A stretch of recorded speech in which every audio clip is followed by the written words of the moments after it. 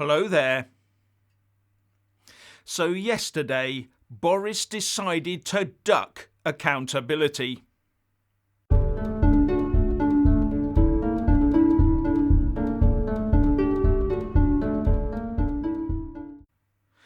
As per usual, please like, subscribe and comment below. And when subscribing, please do press that little bell, but also select the all option, or you won't get any notifications when I publish a new video.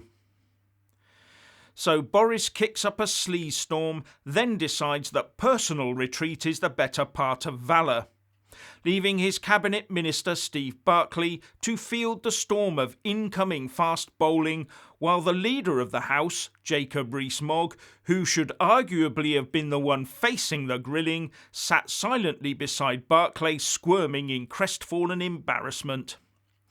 In fact, the few Tory MPs that did turn up yesterday afternoon for the debate on the fallout of last week's Paterson vote fiasco looked mightily unhappy at facing the opposition, with Henry Deeds writing in the Mail, "The few that bothered to show sat almost shell-shocked, licking and pawing their wounds like a routed battalion.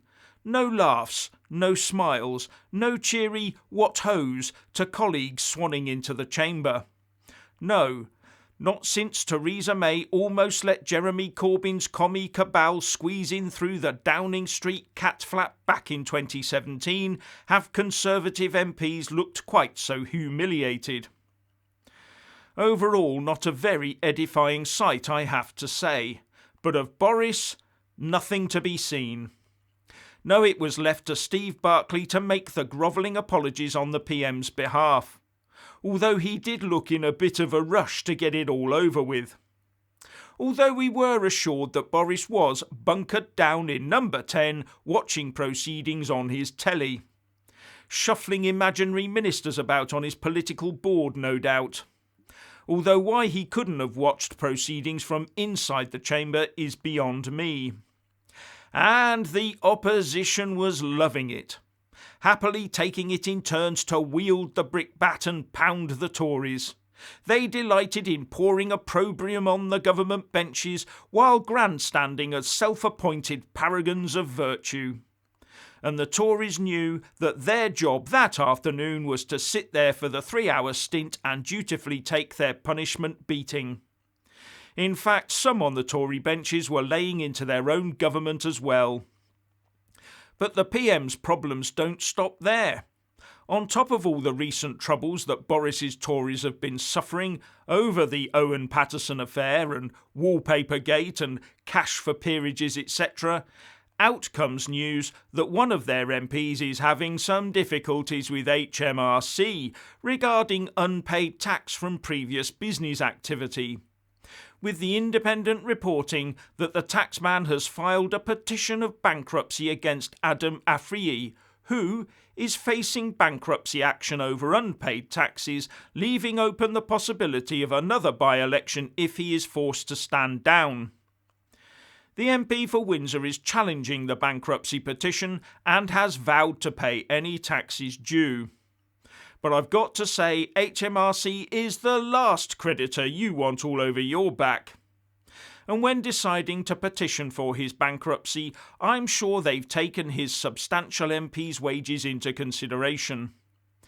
But back in November 2015, the Indie reported that Mr Afriyi was a possible contender to replace David Cameron, and the wealthy Conservative MP who is selling his Westminster house for £16.7 million has now put a second of his homes up for sale for nearly £5 million.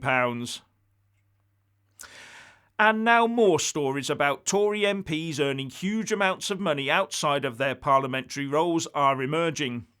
Former Attorney General Geoffrey Cox, he of the deep, booming voice, has reportedly earned hundreds of thousands while voting remotely from the Caribbean, while the Mail reports that former Cabinet Minister Andrew Mitchell is paid £182,000 on top of his MP salary for 6 different consultancy jobs. And the paper inevitably called him 6 Jobs. And all the while, the potential by-elections are racking up, aren't they? But even losing them all will only put a little dent in the Boris majority. But the results could set the scene for a big swing away from blue and inevitably in favour of the Reds. But it would still be a tall order for Starmer to get into number 10 at the next general election. However, one thing that Starmer has done is to state his new position on Brexit. The old position, as we all know, was oppose and stop Brexit at all costs. In fact, according to Camilla Tominey in The Telegraph, Starmer made 48 attempts to block Brexit, including being in favour of a second referendum in the hope of overturning the June 2016 result, as well as trying to keep the UK bound by the ECJ. And despite that record, Starmer had the temerity to call Boris anti-democratic over these Sleaze allegations. But when talking to the Marr Show on Sunday, Starmer stated his new mantra, which is, "No rejoin, no ripping up the current arrangement and starting again. Make Brexit work, don't just say get Brexit done." But he also said there would of course be negotiations over time with Brussels to improve things. And I always have this suspicion with the left when they talk about negotiating with the EU that what they really mean is rejoin in practice but not in name. I can see Starmer beginning to agree to ECJ jurisdiction over various aspects of our lives. In fact, I can see him taking us back into the EU single market and customs union, saying that we haven't rejoined, we've just repaired our broken relationship with the Brussels autocrats. For lefty pro-EU anti-Brexiteers, the only way is always the Brussels way, for an easy life, hoping to go back to the good old days of MPs merely rubber-stamping diktats from Brussels instead of true policy and lawmaking. As far as I'm concerned, Starmer's negotiations with the EU would result in signing the country away piece by piece over a number of years until we were a real colony of the European Union.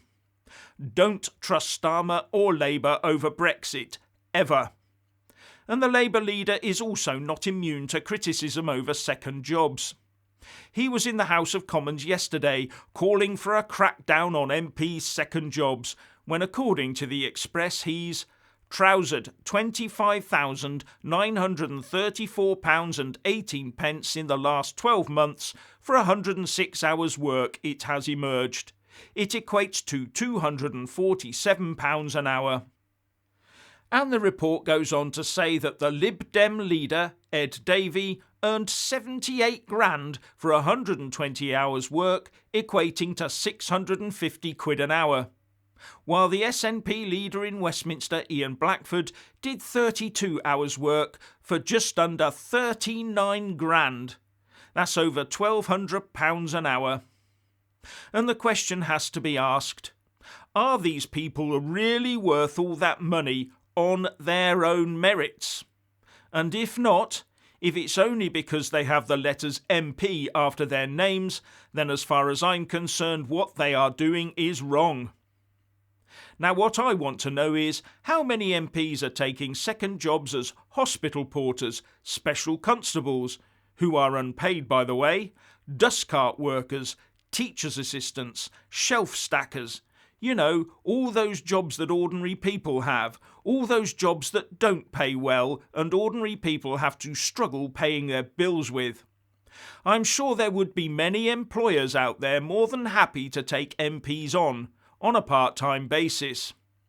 And at least with PAYE, we'd know they were paying their taxes. So what's your opinion on Boris ducking accountability? Please like and comment below.